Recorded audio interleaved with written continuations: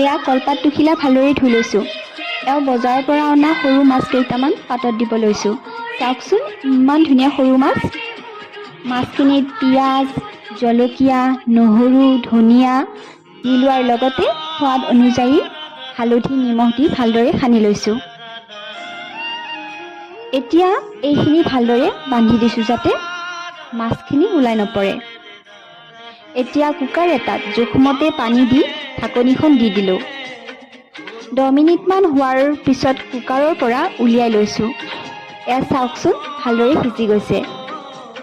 এতিয়া গৰম ভাতৰ লগত এওঁ ভাল পোৱা মাছ ভাজি, ভাপত দিয়া মাছ, পিটিকা লগতে বেচনেৰে ভজা ৰঙালাও আৰু এয়া সৰিয়হেৰে বনোৱা সৰু মাছৰ জোল দেওবৰীয়া ডিছ তৈয়াৰ হৈ গ'ল। যদিহে ভাল পাইছে তেনেহ'লে চেনেলটো লাইক, কমেণ্ট আৰু ছাবস্ক্ৰাইব কৰিবলৈ নাপাহৰিব। ধন্যবাদ।